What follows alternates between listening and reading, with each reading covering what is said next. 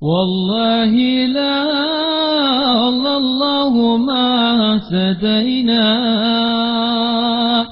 ولا سمنا ولا صلينا. والله لا الله ما اهتدينا ولا سمنا ولا صلينا. فأنزلا سكينة علينا وثبت الأقدام إن لقينا.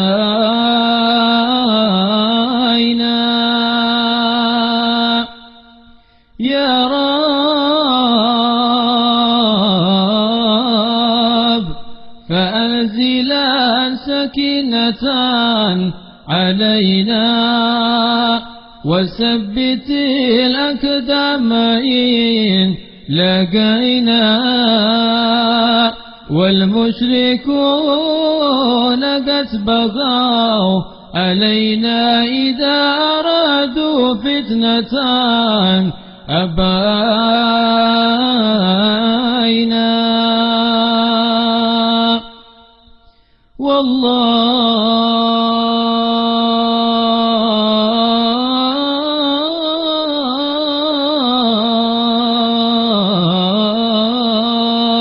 والله لا الله ما اهتدينا ولا سمعنا ولا صلينا. فأنزلا سكينة علينا وثبت الأقدام إن لقينا.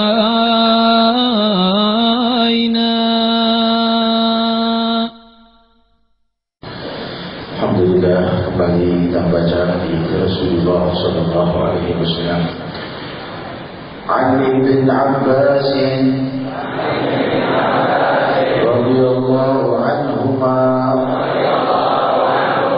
kana an-nabiy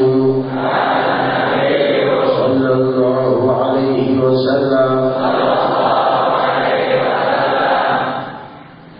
yu'awwidhu الحسن والحسين ويقول إن أباكما كان يعوذ بها إسماعيل وإسحاق أعوذ بكلمات الله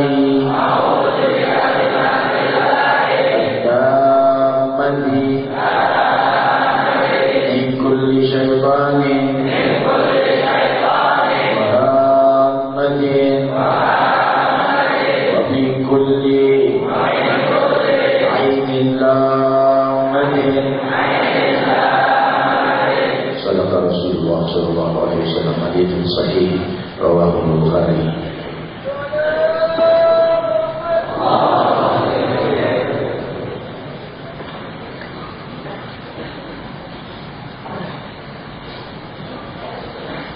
Alhamdulillah. Assalamualaikum warahmatullahi wabarakatuh.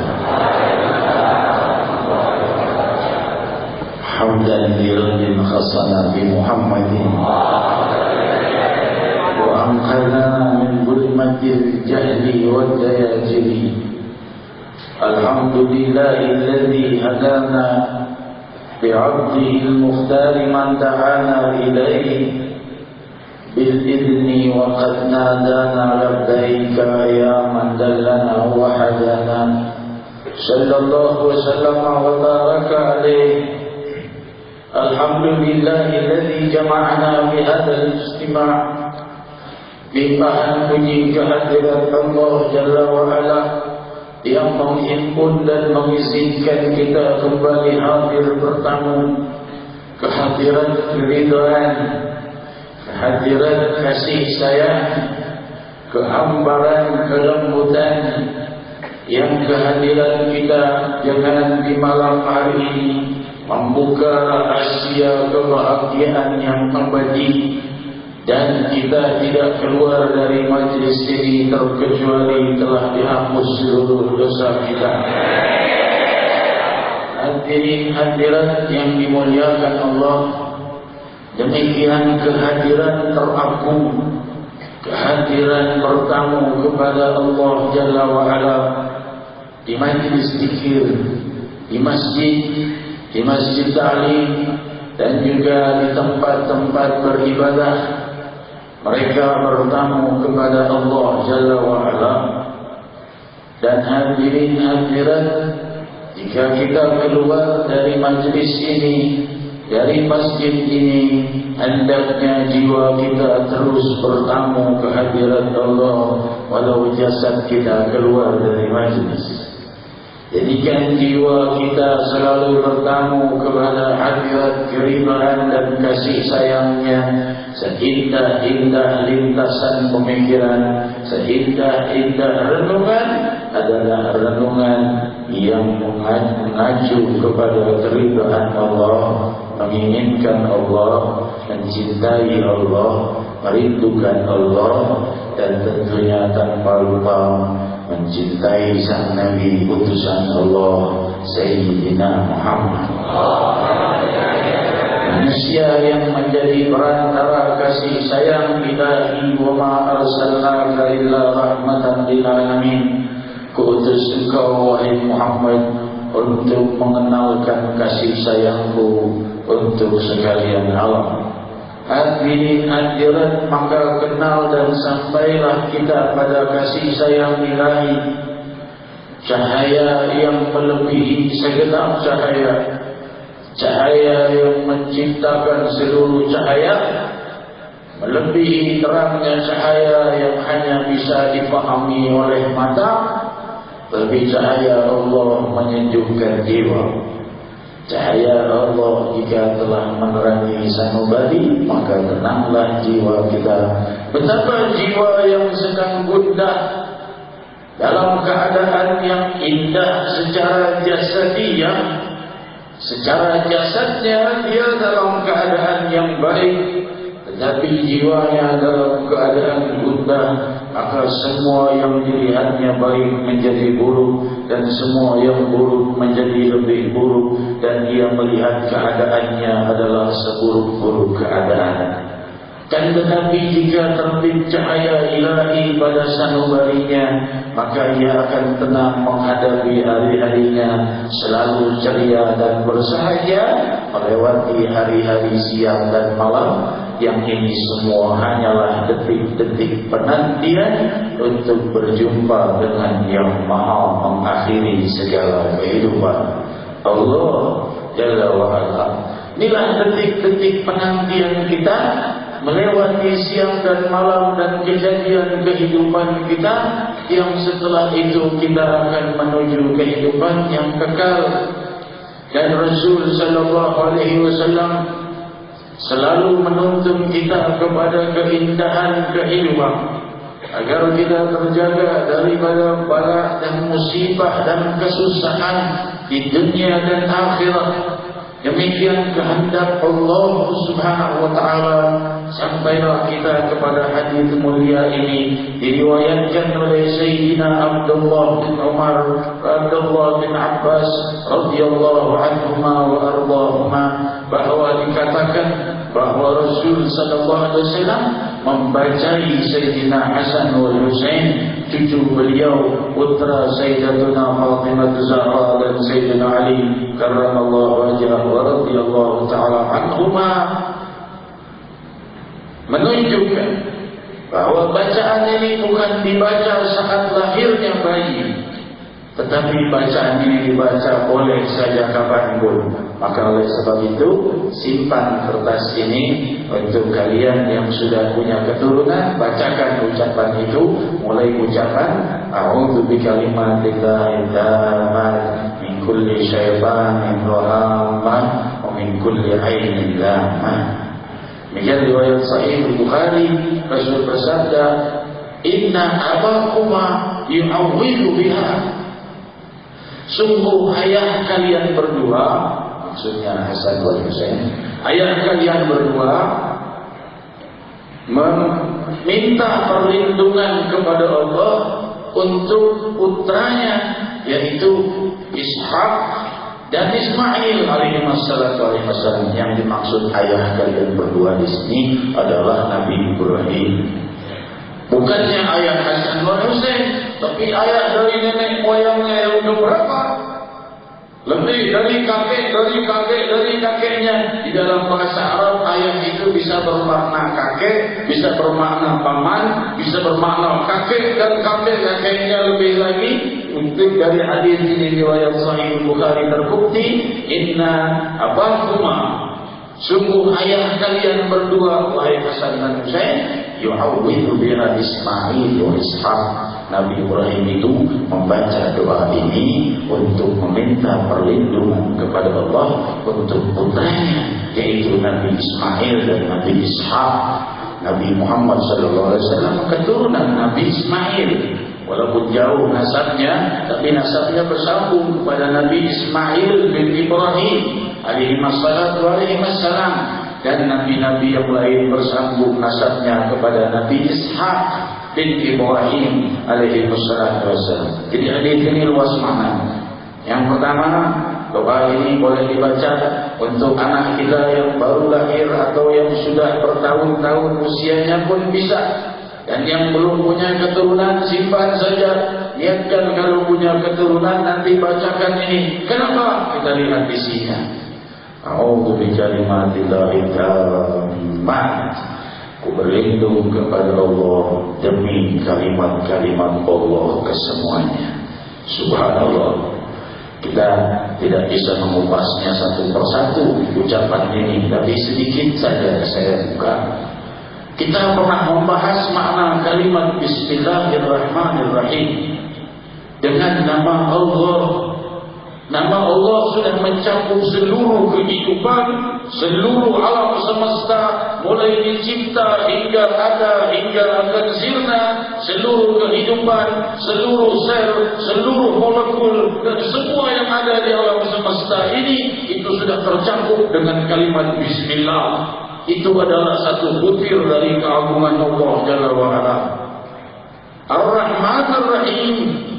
Ar-Rahman adalah limpahan rahmat dan anugerah, kebahagiaan, kenikmatan untuk seluruh makhluk yang beriman, yang tidak beriman, yang baik, yang jahat, diberi oleh Allah berupa kehidupan dunia. Dan Ar-Rahim, kasih sayang Allah khusus untuk orang yang beriman, yaitu dunia dan akhirat. Jadi seluruh kenikmatan yang pernah ada pada hewan, tumbuhan, manusia, jin dan seluruh makhluk dan malaikat, mulai mereka dicipta hingga alam ini berakhir, itu sudah ada dalam kalimat Ar-Rahman Ar-Rahim. Bahkan sampai kenikmatan yang abadi, semua ada dalam kalimat Ar-Rahman Ar-Rahim. Kita baru bicara 3 kalimat. Bagaimana dengan 6.660 kalimat Al-Quranul Karim yang mencakup sedemikian agungnya? Sang Nabi berkata, A'udzu bikalimatillahi tammah. Aku berlindung kepada Allah demi seluruh kalimat-kalimat Allah Jalla wa'ala. Al-Quranul Karim. Imam Ibn Hajar di dalam Fathul Bari di syarah Sahih Bukhari menjelaskan bahwa ini juga sebagian memaknakan seluruh ketentuan Allah, seluruh takdir-takdir Allah terpadu dalam kalimat bikalimatillahi tammah min kulli syaitanin wa hamad, dari segala syaitan, syaitan yang zahir, syaitan yang batin. Syaitan yang batin menggoda jiwa kita, syaitan yang zahir yang mengganggu, rasuki, sihir dan lain sebagainya. Itulah syaitan yang zahir berupa jin, gangguan kesurupan dan lain sebagainya. Min kulli syaitanin wa hammadin. Hammadin, Al-Imam Ibn Hajar di dalam Fathul Bari di syarah Sahih Bukhari menjelaskan maknanya adalah semua racun, segala racun, apakah itu racun yang membunuh atau racun yang tidak membunuh. Jadi si anak bayi ini dimintai perlindungan oleh Allah dari racun-racun. Barangkali dia tidak tahu, dia masih kecil, dia makan sesuatu yang meracuni dirinya atau diracun orang lain, maka ia terjaga dari racun. Min kulli syaitanin wa hamatin wa min kulli ainin lamah, dan dari segala hal-hal yang membawa kerusakan akal. Apakah itu berupa gila, apakah itu berupa hal-hal yang bersifat kerusakan jiwa dan syaraf dan akal, terlindungi dengan kalimat ini. Dia mengucapkannya kepada bayinya atau kepada anaknya, maka ia telah mengucapkan kalimat yang telah melindungi Sayyidina Hasan wal Husain radhiyallahu anhuma hingga dalam keridhaan ilahi, sehingga keduanya menjadi dua pemuda pemimpin ahli surga. Dan tentunya kalimat ini bukan pertama kali ternyata diucapkan oleh sang Nabi, tapi kalimat ini adalah ucapan Nabi Allah Ibrahim untuk Nabi Ismail dan Nabi Ishaq, yang keduanya kemudian menjadi orang-orang yang mulia dan suci, terjaga dari penyakit akal, terjaga dari segala godaan syaitan, terjaga daripada segala hal yang mungkar.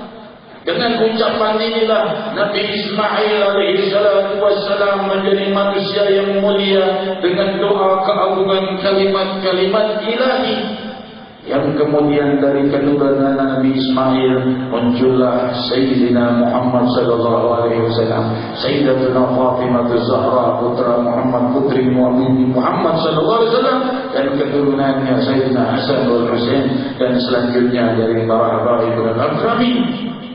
Demikian agungnya kalimat ini yang tampaknya hal yang sangat remeh, tapi kalau kita buka, inilah rahasia rahmatnya Allah yang muncul dengan kebangkitan Sayyidina Muhammad. Maka kita baca kalimat ini sering-sering, bukan dari awal hadisnya, tapi dibaca mulai kalimat a'udzu bi kalimatillahnya. Jadi Nabi sallallahu alaihi wasallam mengajari, mendoakan melindungi Sayyidina Hasan wa Husain radhiyallahu anhuma dengan doa ini agar terlindungi daripada racun, daripada sihir, dan lain sebagainya. Hadirin hadirat yang dimuliakan Allah, demikian indahnya tuntunan Nabi kita Rasulullah sallallahu alaihi wasallam, manusia yang paling sempurna, hingga tuntunan beliau. Ucapan Nabi Ibrahim itu berapa ribu tahun sebelum Nabi Muhammad SAW. Nabi Isa saja 600 tahun sebelum Nabi Muhammad. Ini Nabi Isa jauh kepada Nabi Musa. Nabi Musa jauh lagi ke atas kepada Nabi Ibrahim alaihissalatu wassalam. Mungkin 4.000, 5.000 tahun. Namun ucapan itu tetap ada karena diajari oleh Yang Maha Ada. Generasi oleh berubah. Tapi Allah tetap ada. Kalimat agung barangkali sudah dilupakan, tapi kemudian muncul lagi 5.000 dan sekian ribu tahun kemudian, dibuka lagi rahasia kemuliaan itu, dimunculkan lagi di masa Nabi Muhammad sallallahu alaihi wasallam. Kalimat ribuan tahun yang lalu Rasulullah sallallahu alaihi wasallam diberitahu oleh Allah, inna abakuma ya'awwidu biha Ismail wa Ishaq. Ayah nenek moyang kalian dulu Nabi Ibrahim membacakan doa ini untuk Nabi Ismail dan Nabi Ishaq putranya, yaitu putra Nabi Allah Ibrahim alaihi salatu wassalam. Hadirin hadirat yang dimuliakan Allah, maka muncullah kota Makkah dari kemurkaan Nabi Allah Ibrahim dan Ismail alaihi salatu wassalam dan kesabaran istrinya Nabi Allah Ibrahim alaihi salatu wassalam, hingga dibangun kembali Ka'bah yang sudah runtuh, dan jadilah kota Makkah sebagaimana yang pernah saya sampaikan dalam beberapa waktu yang lalu sejarah kota Makkah. Dan tentunya di masa Nabi sallallahu alaihi wasallam, Rasul sallallahu alaihi wasallam ketika naik ke atas gunung Uhud, sebagaimana diriwayatkan dalam Sahih Bukhari, Rasul sallallahu alaihi wasallam Ketika naik di atas gunung Uhud, seraya berkata, "Hadza jabalun yuhibbuna wa nuhibbuh." Gunung ini mencintai kita, mencintai aku, dan aku mencintai gunung ini. Kita bayangkan gunung Uhud yang tidak bisa bersuara, tidak bisa bergerak atau berbuat apa-apa, tapi gunung itu gema cintanya dari perasaan batu itu terbaca dan tergema kepada sanubari Sayyidina Muhammad SAW. Terasa beliau sallallahu alaihi wasallam merasakan cintanya gunung itu kepada beliau. Sallallahu alaihi wasallam seraya berkata, "Inna hadza jabal yuhibbuna wa nuhibbuh." Dan kita juga menjawab cintanya dan aku pula mencintainya, kata Rasul. Gunung batu itu ternyata mempunyai perasaan. Semua batu, semua butir, semua debu berzikir kepada Allah sebagaimana firman-Nya, "Yusabbihu lillahi ma fis samawati wa ma fil ardh." Bertasbih kepada Allah semua apa yang ada di langit dan di bumi. Kan tetapi kalian tidak memahami tasbih mereka, walakin la tafqahuna tasbihahum. Kalian tidak memahami tasbih dan zikir mereka. Alam semesta ini terus bergemuruh mensucikan nama Allah karena dicinta oleh Allah, termasuk butiran sel tubuh kita hingga jiwa kita yang sepi dari zikrullah. Hadirin hadirat yang dimuliakan Allah, hingga Rasul berkata, "Hadza Uhud jabalun yuhibbuna wa nuhibbuh. Allahumma inna Ibrahim harrama Makkah wa ana uharrimu ma baina labadaiha." Wahai Allah, Nabi Ibrahim sudah menjadikan kota Makkah sebagai kota haram, kota suci. Maka aku menjadikan pula dan meminta kepadamu agar kau jadikan Madinah ini kota suci. Maka jadilah Madinah pun kota suci. Ini uharrimu ma baina labadaiha. Ini di antara dua bukit ini, kata Rasul, yaitu Madinatul Munawwarah adalah kota suci. Sehingga dalam riwayat lainnya Rasul sallallahu alaihi wasallam bersabda, "Allahumma habbib ilaina al-Madinah ka hubbina Makkah aw asyad."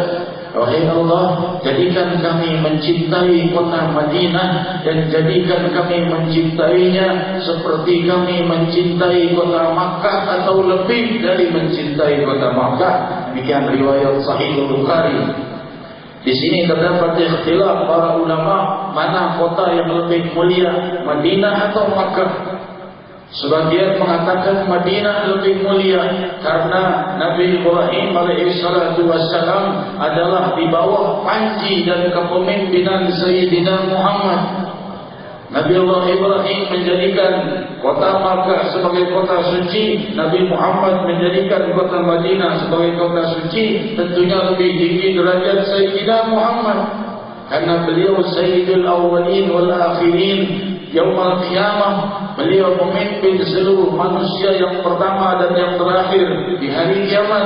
Nabi kita Muhammad sallallahu alaihi wasallam.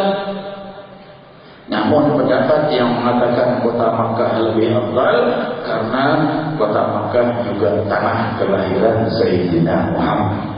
Jadi sudah ada Nabi Allah Ibrahim, jadi kota itu pula tanah kelahiran sang Nabi.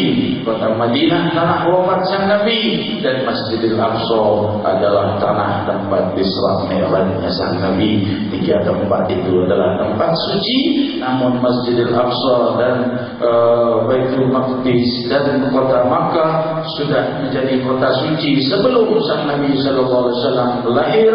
Namun kota Madinah baru menjadi kota suci di masa Nabi Muhammad sallallahu alaihi wasallam.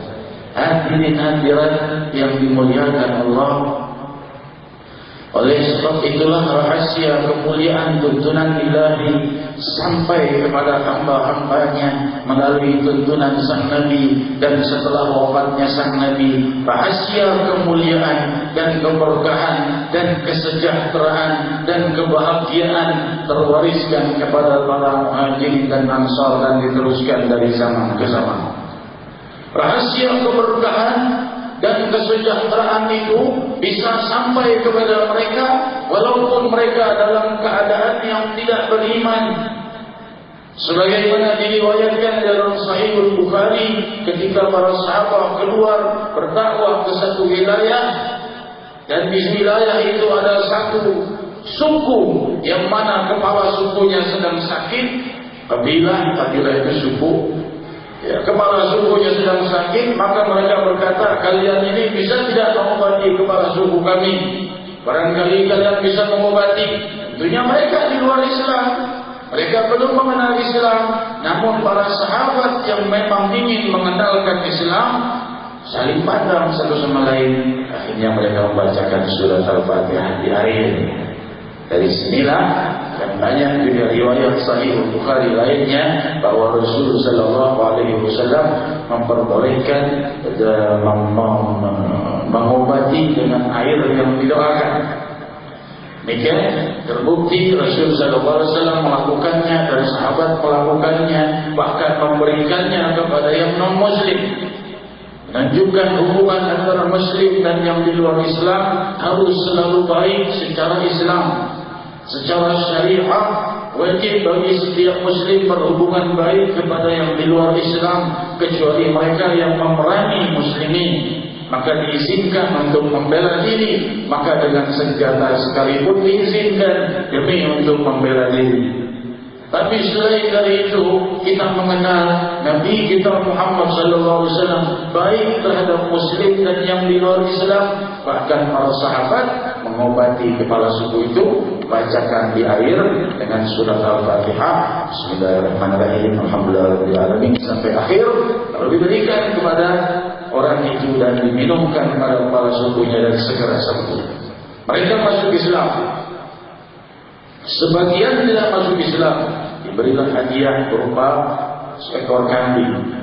Maka dibawa kepada Rasul. Sahabat sudah ingin menyembelih dan memakannya, tapi mereka saling bertanya. Sebagian berkata, nanti dulu, jangan dimakan dulu ini hadiah dari mendoakan seperti ini, boleh tidak? Tanya dulu dari Rasul. Maka ketika ditanyakan pada Rasul tersenyum gembira dan berkata, "Fadribu li sahman." Bagi boleh sembelih dan aku berikan aku sebagian darinya. Imam Ibn Hajar berkata, bukan Rasul ingin daripada bagian dari kambing itu, tapi Rasul ingin menghilangkan rasa syak wasangka pada pribadi para sahabat terhadap barang pemberian hadiah itu. Hadirin hadirat, demikian indah dan agungnya keberkahan dari bibir orang yang beriman membacakan surat Al-Fatihah di air, bisa menyembuhkan bahkan kepada yang di luar Islam. Ternyata hal itu terbukti secara ilmiah bahwa air bereaksi dengan ucapan orang yang berada di depan. Air itu berubah dan bereaksi dengan getaran jiwa orang yang di hadapannya, apakah dengan tulisan atau dengan ucapan.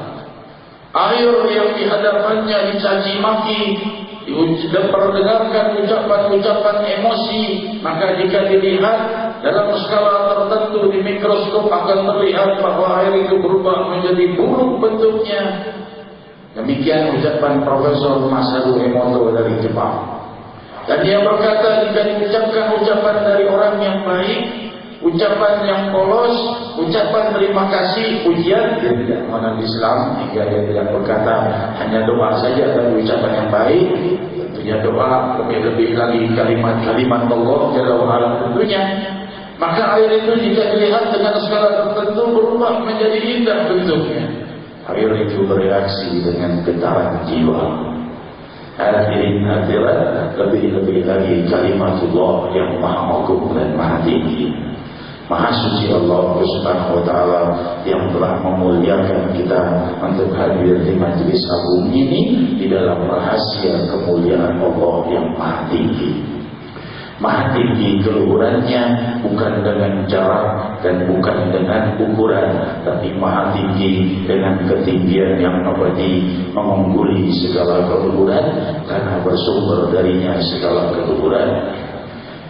Hadirin hadirat yang dimuliakan Allah, diriwayatkan dalam Sahih Bukhari ketika dua orang sahabat yang saling percaya karena Allah. Kita berbicara seputar keagungan Allah. Dari mulai kalimat-kalimat doa yang menyelamatkan anak kita, barangkali bisa dibaca juga untuk kita, tentunya boleh. Doa tadi yang dituliskan di hadis, sampai membuka keselamatan kita dari segala gangguan syaitan, sihir dan racun dan segala-galanya, daripada penyakit-penyakit lainnya. Ucapan ini sering-seringlah diulang-ulang untuk diri kita, untuk anak kita, dan untuk keturunan kita. Hadirin hadirat, lantas kita berbicara tentang keagungan surat Al-Fatihah dan keagungannya dibacakan kepada orang lain yang sedang sakit. Lalu kita berbicara tentang air yang bereaksi, dan tentunya bukan hanya air, tapi alam semesta ini bereaksi dengan getaran jiwa. Karena apa? Karena jiwa yang beriman, jiwa yang suci dengan nama Allah merubah keadaan. Hadirin hadirat yang dimuliakan Allah, jika dua sahabat bertemu, saya berkata, aku ingin pinjam uang padamu sebesar 1000 dinar. Maka sahabatnya punya uang dan berkata, ya, aku setuju. Jaminannya apa? Jaminannya Allah. Jaminannya Allah. Maka orang yang punya uang juga orang yang cinta kepada Allah. Maka dia berkata, ya sudah, jaminannya Allah. Tapi saksinya siapa? Temannya berkata, saksinya Allah. Jadi tanpa saksi, jangan tanpa saksi, dia berkata, saksinya Allah. Secara batin orang ini orang yang sangat cinta kepada Allah. Dia berkata, saksi manusia saja saya terima, apalagi saksinya Allah. Maka dia memberikan uang 1000 dinar. Kapan dikembalikan? Tanggal anu, hari anu. Dia memberikan 1000 dinar sampai waktu yang sudah mulai ditentukan. Orang ini berkata, temanku tadi pergi menyeberang laut. Dia datang hampir tepat waktunya, pergi di pinggir laut, kayaknya tidak ada kapal yang merapat.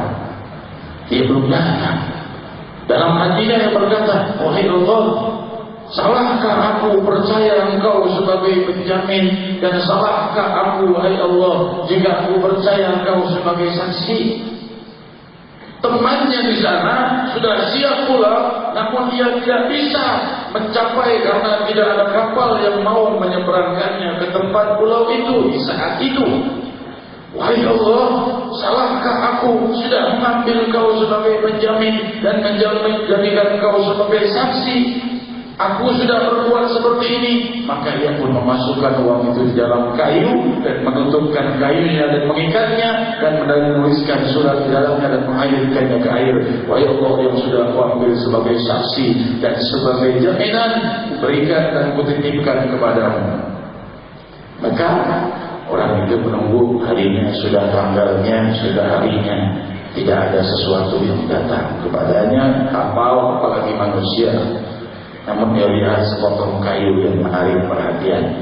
Ini kayu, jangan-jangan dari potongan perahu. Barangkali ada yang kecelakaan perahu, yang mengambil kayu itu ternyata terikat. Dibuka ikatannya surat dari temannya bahwa aku sudah menjadikan Allah sebagai penjamin dan saksi. Entah Allah menyampaikannya atau tidak, aku pasrahkan kepada Allah tepat pada waktunya.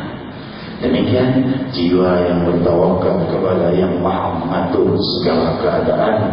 Hadirin hadirat, tentunya kita barangkali belum mampu mencapai derajat seperti ini. Paling tidak kita mendengar kejadian seperti ini sebagai penyejuk jiwa bahwa yang maha ada tetap ada, yang maha berkuasa tetap berkuasa. Dia tetap melihat segala kejadian dan menjadikan segala kesulitan kita menghapus dosa dan mengangkat derajat kita.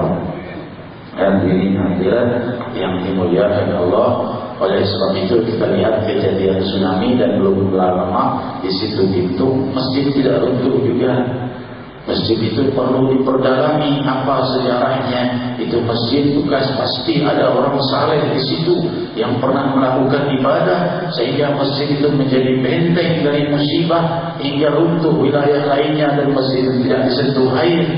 Hadirin hadirat, sudah terjadi di Aceh dan terjadi lagi dan lagi di banyak wilayah, menunjukkan Allah ingin menyampaikan pesan ada penduduk alam semesta, penduduk bumi, bahwa permukaan bumi masih milikku, kata Allah.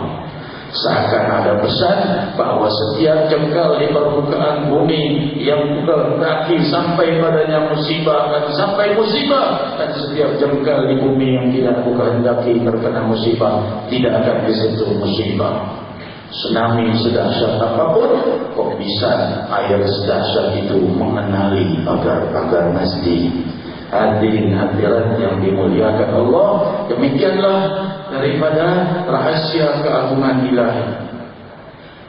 Ada satu hal yang perlu saya sampaikan dari pertanyaan yang muncul kepada saya tentang petasan di majelis maulid. Maka hal itu bertentangan dengan syariah. Hal seperti ini mubah karena ada dalil penguatnya, tapi terikat kepada situasi dan kondisinya. Diriwayatkan dalam Sahih Bukhari ketika dua orang dari kaum wanita Ansar sedang meniup seruding, dan di saat itu ada Rasul SAW sedang menutup dirinya dengan selimut. Datang Sayyidina Abu Bakar Siddiq, di situ ada istrinya Rasul, Sayyidatina Aisyah radhiyallahu anha. Abu Bakar Siddiq datang dan menghardik, tempat seperti ini di rumahnya Rasulullah, kalian buat keributan di sana, jangan bikin keributan di sini, di rumahnya Rasulullah, kata Sayyidina Abu Bakar Siddiq. Maka Rasul keluar dari dalam selimut berkata, "Da'uma ya Abu Bakar fa innaha Id." Wahai Abu Bakar, sudah biarkan saja, ini kan hari Id, hari raya. Padahal hari itu bukan hari raya, tapi hari Mina, bukan hari Idul Fitri, bukan hari Idul Adha. Maka menunjukkan ucapan Rasul "Innaha Id" ini adalah hari raya, maksudnya hari Mina juga hari kegembiraan.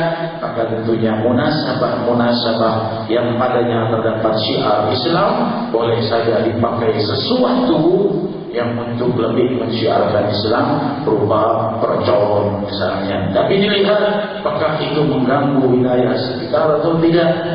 Kalau tidak mengganggu, masyarakatnya memang suka begitu, maka tentunya ada dalilnya, sebagaimana yang saya sebutkan, riwayat Sahih Bukhari. Tapi kalau seandainya masyarakat tidak suka dan mengganggu masyarakat, maka jangan dilakukan. Kalau saya pribadi, tentunya bagi saya, kalau di majlis taklim, tentunya tidak pakai mercon karena majlis taklim. Tapi kalau majlis tahunan, mau untuk juga syiar untuk masyarakat sekitar, boleh-boleh saja, tapi jangan terlalu banyak. Kalau bagi pribadi saya, karena kalau terlalu banyak mengganggu banyak orang, asapnya juga mengganggu, dan saya juga terganggu karena saya punya penyakit asma. Hadirin hadirat, oleh sebab itu yang saya sampaikan bahwa pertanyaan tentang petasan di acara-acara maulid atau munasabah Islamiyah, bagaimana hukumnya? Hukumnya secara ringkas ada dari sahih dari Sahih Bukhari bahwa berbuat sesuatu untuk mensyiarkan suatu hari raya diperbolehkan walaupun bukan hari raya Idul Fitri dan Idul Adha. Dan gembira atas hari kelahiran sang Nabi SAW adalah tentunya kelahiran beliau mengawali semua hari raya. Ada dalilnya, tapi dilihat sikonnya, masyarakat sekitar suka atau tidak. Kalau terganggu jangan dipakai, karena mengganggu orang kena dosa juga kita. Demikian hadirin hadirat yang dimuliakan Allah. Jadi hukumnya terlihat kepada sikonnya, bisa berubah dari mubah menjadi sunnah, mustahabi, atau berubah menjadi makruh, atau berubah menjadi haram. Dilihat dengan sikonnya. Demikian hadirin hadirat, dan alhamdulillah acara kita di Istiqlal sukses dan guru mulia kita juga gembira, dan saya mohon maaf kepada jamaah dan semua hadirin yang hadir di Istiqlal. Penyampaian saya ini barangkali tidak sampai ke semua yang hadir di Istiqlal, tapi barangkali disampaikan oleh lewat website, nanti akan dimunculkan juga. Tentunya saya mohon maaf kalau ada hal-hal yang sifatnya kekurangan dari protokoler yang terjadi di Masjid Istiqlal. Hal itu semua tentunya adalah demi kemajuan dakwah kita, demi bersatunya umat dan ulama, bersatunya masyarakat muslimin muslimat, bersatu dalam doa. Dan guru mulia kita Al-Hafidh Al-Musnid Al-Habib Umar bin Habib, beliau mengatakan bahwa bisyarah azimah fi hadhihi al-baldah, fi hadzal barnamij. Acara mulia itu, yaitu Istiqlal, membawa kabar gembira bagi negeri ini. Semoga menjadi kemakmuran bagi kita. Sebab berkumpulnya kita di Istiqlal hari Ahad yang lalu, semoga Allah jadikan gerbang kemakmuran, kebahagiaan, kedamaian. Wahai Allah yang maha menjaga rahasia ribuan tahun, rahasia kebahagiaan Kau jaga dan Kau munculkan kembali. Maka munculkan kebahagiaan di hari-hari kami, bagi bangsa kami dan negeri kami dan seluruh muslimin muslimat. Ya Allah, pandanglah jiwa kami, pandanglah sanubari kami. Wahai cahaya yang maha terang benderang, wahai cahaya yang terang benderangnya tidak terbaca oleh pandangan mata, tapi menerangi jiwa. Terangilah hari kami, terangilah siang dan malam kami. Wahai yang menerangi hari Senin, wahai yang menerangi setiap hari sepanjang minggunya, wahai cahaya penerang sepanjang zaman, wahai yang maha menerbitkan matahari dan bulan, terbitkan dalam jiwa kami cahaya keindahan-Mu, terbitkan dalam sanubari kami cahaya kerinduan kehadiran-Mu, terbitkan dalam jiwa kami keinginan dari cahaya taubat, cahaya istighfar, cahaya yang membuat kami jauh dari kemungkaran dan perbuatan yang hina, cahaya yang membuat kami selalu ingin berbuat baik, cahaya yang membawa kemakmuran dunia dan akhirat. Wahai yang mengajarkan kami doa meminta kebahagiaan dunia dan akhirat. Faqulu jami'an ya Allah, ya Allah,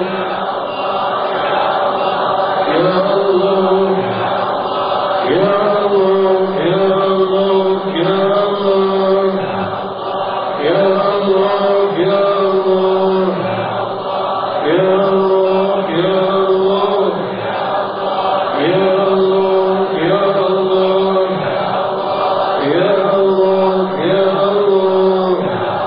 Bergetar bibir kami menyebut nama-Mu, ya Allah, ya Allah. Getarkan hati kami dengan keagungan-Mu, ya Allah, ya Allah.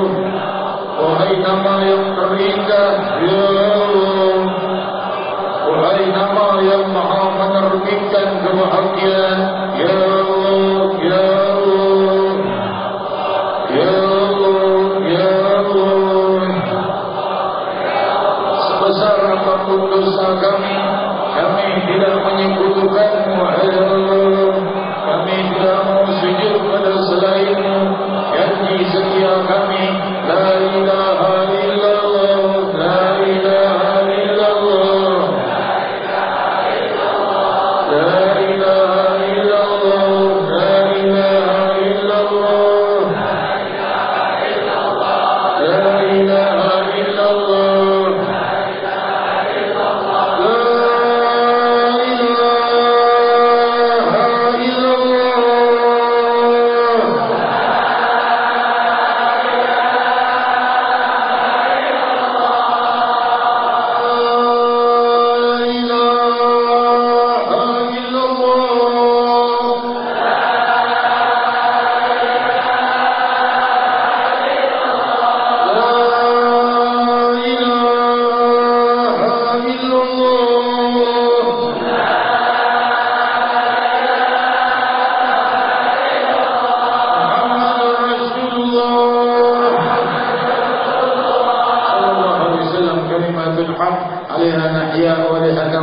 semoga terang benderang jiwa kita, terang benderang hari-hari kita dengan kebahagiaan, ketenangan, kemuliaan, ya Rahman ya Rahim, ya Dzal Jalali wal Ikram.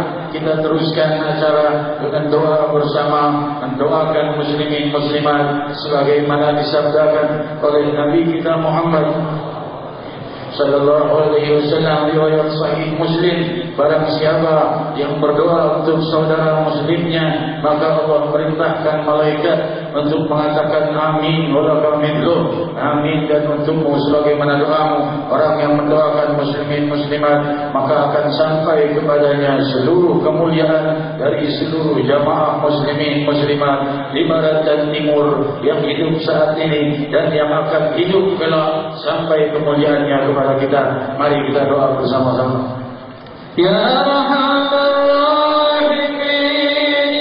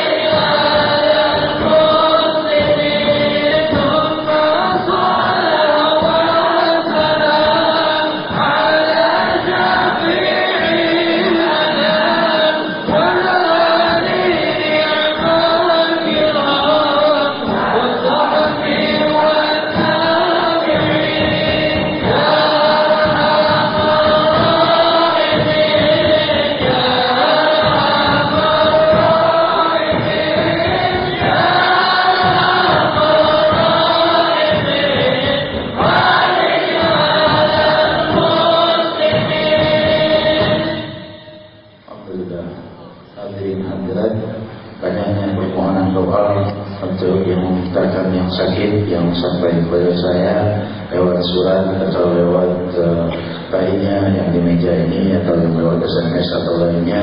Yang sakit semoga dilimpahi kesembuhan, yang wafat semoga diterima ruhnya di alam barzakh, di alam barzakh bersama para siddiqin dan muqarrabin. Dan bagi yang sedang ujian di sekolah agar dimudahkan dan diberi kelulusan, biar semoga dikabulkan segala hajatnya. Nabi sallallahu alaihi wasallam. Al-Fatihah.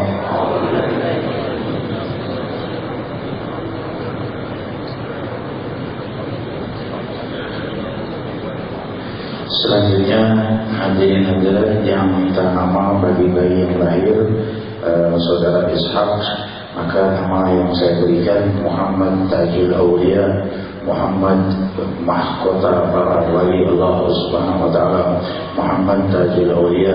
Semoga putra yang dilimpahi keberkahan dunia dan akhirat, dilimpahkan bagi ayah bundanya dunia dan akhirat. Doa kita mintakan kepada Habib Mustafa, Allah tua sayang kita, semoga dilimpahi rahmat dan keberkahan bagi beliau. Haji Ashraf Ali, alhamdulillah yang telah berhasil, semoga dilimpahi rahmat dan dibimbing oleh Allah Subhanahu wa taala. Dan penutupnya Habib Mustafa, tafadhal masykuran. Bismillahirrahmanirrahim. Allahumma salli ala sayyidina Muhammad fil awwalin wal akhirin wa fil nabiyyin wal mursalin wa ala ila yawmiddin. Allahumma ihdina fi man hadayt wa afina fi man afayt wa tawallana fi man tawallayt wa barik lana fi ma a'tayt wa qina برحمتك شر ما قضيت ولا يقضى عليك فإنه لا يضل من واليت ولا يعز من عاديت وقد ضلت عليك ولك الحمد على ما قضيت نستغفرك ونتوب إليك صلى الله على سيدنا محمد وسلم الحمد لله القبول. يا ساقي القوم من شداه الكل لما سقيت فهو بالحب فيك فاه وصرحوا فيك ثم باحوا.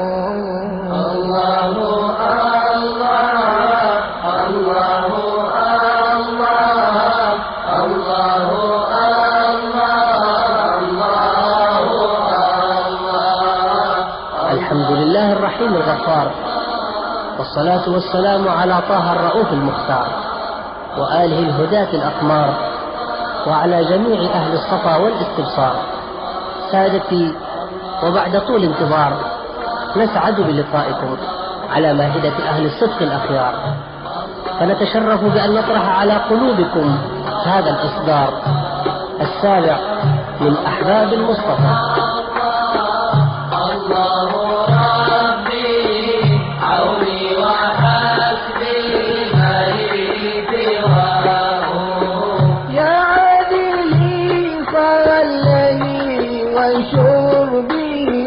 فلست تدري الشراب ما هو، فقلت لقلبي أين حبي إلا وزال الضمير فاه.